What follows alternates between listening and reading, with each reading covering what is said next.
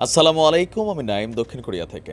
অনেক কষ্ট হয়েছে, অনেকগুলো পেজ হারাইছি, কিন্তু তারপর আলহামদুলিল্লাহ আজকের এই নিউজে কলিজাটা ঠান্ডা হয়ে গেছে। দর্শক, একটা নাম বলতেছি, নামটা হচ্ছে ড্যান হালুতজ। নামটা খেয়াল রাখবেন, এই নামটা অতি গুরুত্বপূর্ণ। মাঝখানে গিয়ে বলছি এই নামের বিষয়টা কি। আপনি দেখেন আজকের দিনে যতগুলো নিউজ দেখছেন প্রত্যেকটা আমি একদম অথরাইজ সোর্স, ইন্টারন্যাশনাল সোর্স থেকে যাচাই বাছাই করে কিন্তু আমি নিউজগুলো আপনাদের সামনে আনি। আমি এখন নিউজের স্ক্রিনশট দিতে পারি না, আপনি দেখেন আমি আর কয়টা পেজ নষ্ট করবো। সো আমিও কৌশল অবলম্বন করছি। আগে এই নিউজগুলো ছাড়া আপনি দেখবেন অন্যগুলোতে আমি নিউজটা কই থেকে আসছে এটা একটি স্ক্রিনশট দিই, বাট এই নিউজগুলোতে আমি এখন থেকে এটা বন্ধ করে দিয়েছি, কারণ হচ্ছে আর পেজ নষ্ট করার সুযোগ নেই। যাই হোক, এবার আসেন ঘটনা কি। তলে তলে ইসরায়েলের কিন্তু পরাজয় হয়ে গেছে, আর এই পরাজয়টাকে ঢেকে বিশ্বশক্তির কাছে দেখাইতে চাচ্ছে আমরা মাঠের যুদ্ধে এখনো শক্ত আছি। তবে আমরা মনে করছি যে এদেরকে মানবিক ত্রাণ দেওয়া দরকার, সহায়তা দেওয়া দরকার, আর এই জন্যই কি দরকার, যুদ্ধবিরতি দরকার। আজকে নিউজগুলো যারা শুনছেন বুঝতে পারছেন।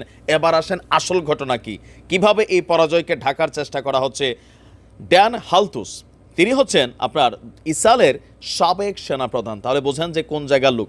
তিনি বলছেন যে আমাদের এই উপত্যকায় আমাদের বীরদের প্রতিরোধ আন্দোলনগুলোর কাছে দখলদার সেনাবাহিনীর পরাজয় ঘটে গেছে। মানে দখলদারদের এই সেনাবাহিনী যতটা শক্তিশালী বা যতটা পরাক্রমশালী, লাইক রাশা যেমন দিন শেষে ইউক্রেনকে বড়াই ফেলছে, এরা কিন্তু আমাদেরকে বড়াইতে পারতেছে না। এরা যেটা করতেছে আমজনতারে শেষ করতেছে, কিন্তু এদের একজন বন্দীকে এখন পর্যন্ত জীবিত নিয়ে যেতে পারে নাই, তার মানে এদের পরাজয় ঘটছে। এছাড়া এদের সেনাবাহিনীর অনেক সদস্য এখন আর যুদ্ধ করতে অনেকটা নারাজি, আর দেশের ভেতরেও এই যুদ্ধটা নিয়ে জনগণ কোনো সমর্থন দিচ্ছে না। 74% ইসরায়েলের জনতা মনে করছে এই যুদ্ধটা এখনই বন্ধ হওয়া উচিত।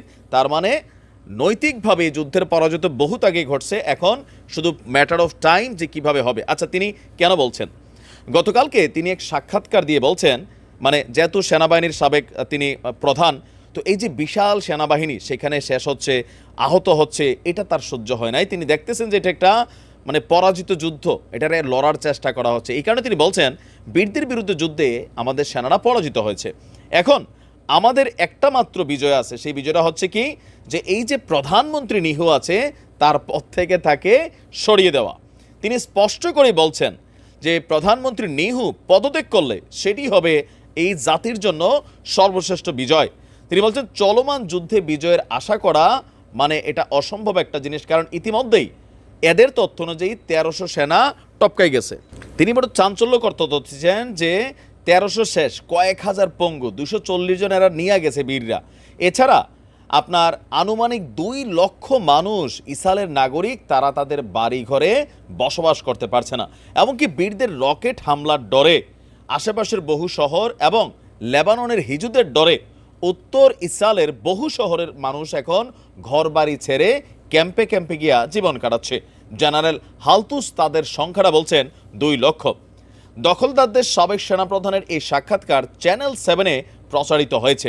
এর আগে গত সপ্তাহে তিনি আপনার দখলদারদের অস্তিত্ব, যে এই লড়াই যদি চালায় যায়, এই যে সিদ্ধান্ত নিচ্ছে, তাহলে এখান থেকে একটা সেনাও জীবিত ফিরে আসবে না। আর যারা আছে এদেরকে আমাদের বীররা কিন্তু টপকাই ফেলতে পারে, যাদেরকে নিয়ে এখনও একটা তুরুপের তাস নিয়ে খেলা চলছে। তাহলে বুঝতেই পারছেন কিন্তু এখন দৃশ্য তো পরাজয় দেখাইতে চায় না। কারণ কি, এরা যদি দেখায় যে এরা দুর্বল, আমরা ওই যে সিরিয়ার থেকে, ইয়েমেন থেকে, ইরাক থেকে, লেবানন থেকে প্রতিনিয়ত এদেরকে মাইর হবে, কিন্তু আওয়াজ হবে না, নাকি?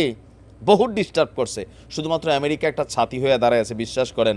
আর আজকে যখন এই সাবেক সেনাপ্রধান এই বক্তব্য দিচ্ছেন, তার ক্ষোভটা হচ্ছে যে এখানে যারা এখন যুদ্ধে গেছে তাদেরই ছাত্র অথবা তাদেরই কি বলা হয় যে ব্যাচমেট প্রতিনিয়ত মরতেছে। তো সে বলতেছে যেগুলো পলিটিক্যাল কারণে শুধু শুধু এই যুদ্ধটা করে এদেরকে মারা হচ্ছে, আর আমাদের সেনারা সেখানে বিজয় পাবে না। আর যার কারণে যুদ্ধবিরতিও আজকে আসতেছে, দেখতেছেন। আলহামদুলিল্লাহ, ভালো থাকুন। আসসালামু আলাইকুম।